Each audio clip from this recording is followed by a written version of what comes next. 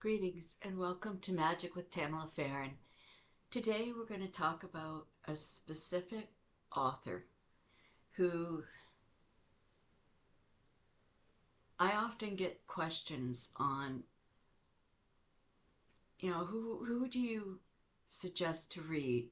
Well, for the first timer coming into the craft, reading something that is overwhelming is going to deter them from coming back or wanting to move further in. So I always suggest a gentleman that I had a great respect for, was blessed enough to have talked with quite a few times, and really had a love for his writing. Now, the first one that I'm going to suggest is called Wicca, A Guide for the Solitary Practitioner, and it's by Scott Cunningham. Now, you can tell how old this book is, considering they've gone through like 2 or 3 covers since this one. This one I think I got like in 87, maybe 88. I don't know, but way back when. It's one of those things, but it's great for the beginner. It's simplistic, it's understandable to the point of, oh wow, this is really cool, and it will keep them reading. Now, the one that goes with it is called Living Wicca. So if you get this one, definitely get this one. And they work really well together. Again, Scott Cunningham was a great man. One of the other books I suggest is the Encyclopedia of Magical Herbs. Now, I've used this very well, as you can see, but it gives the gender, the planet, the element, the powers, the magical uses, the folk name, and the Latin name. And some have pictures or drawings. Now, I've used this forever. I mean, I've used Culpepper's, I've got so many different herbal books. It's ridiculous. But if I'm going to grab this to work with my kids or my grandkids or friends, this would be the one that I would suggest for them to use, and this would be the one that I would go to. Now, one more that I'm going to suggest as a real definitive get is Crystal Gem and Metal Magic. Now, it does have pictures, and apparently my bookmark, pictures inside, different ones, and descriptions. And again, we have the energy, the planet, the element, the powers, magical ritual lore, magical uses, deities, folk names, it just continues to go on. And they have a lot of description for each and every stone that's in here, and metal. And again, I suggest this to my students, to my kids, to my grandkids, anybody who is just working into the craft. These are really good books to have in your library. I mean, obviously, you're going to expand. You're going to continue going on, learning more. But for beginning, this is really good. Now, he's got so many other books, it's crazy. This one's with David Harrington and Scott Cunningham, and it is called Spellcrafts. Earth, Air, Fire, and Water, Scott Cunningham. Earth Power, Magical Herbalism.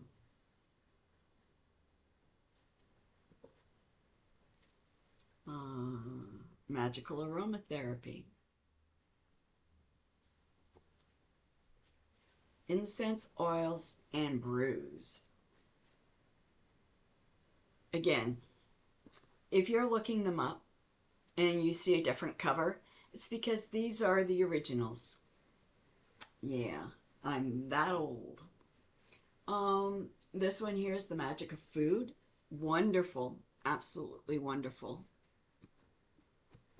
The Magical Household. And again, this one's with David Harrington.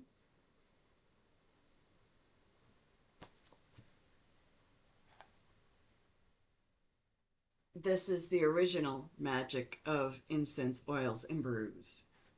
Yeah, that'd be a thing.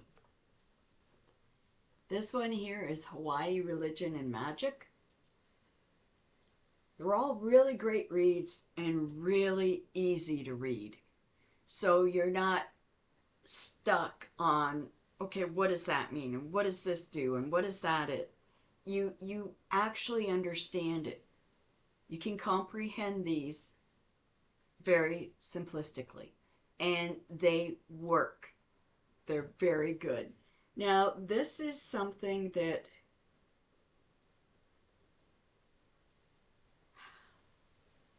I got after the man passed. It's called Whispers of the Moon, The Life and Work of Scott Cunningham, Philosopher, Magician, Modern-Day Pagan, by David Harrington. It is de Tracy Regula. It is absolutely a must-read. If you've fallen in love with the books and the man that has written them, this gives you more insight to who he was. You can also go on YouTube and look up videos that he did. Absolutely phenomenal. And especially the herbal ones. So much information. And I've actually had people who have come to me and asked about things like this, and I've given them suggestions, and they go and they buy a couple of books and they'll read, and they come back to me going, what other books?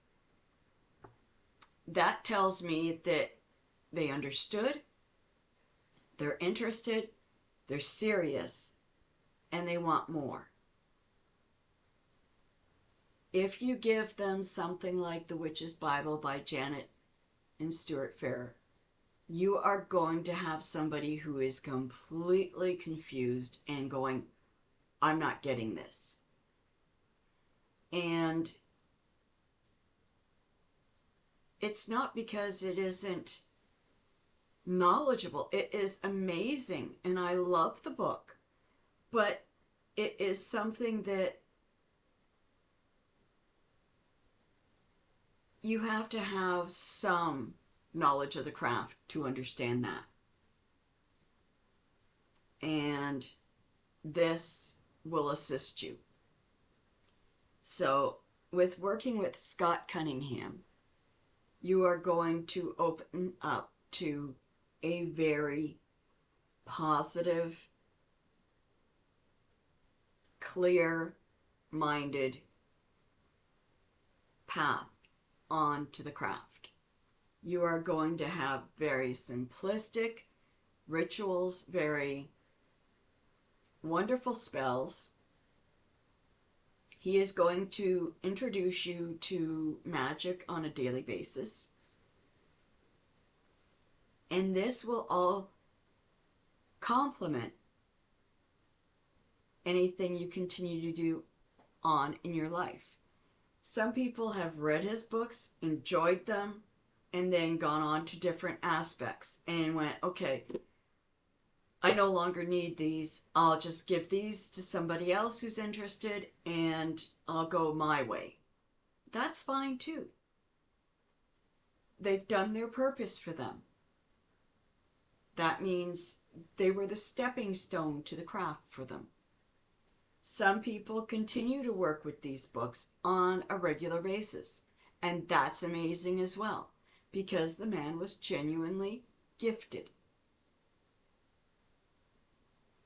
As one of my many authors in my thousands of books, I respect and can say, read his books. You will enjoy them.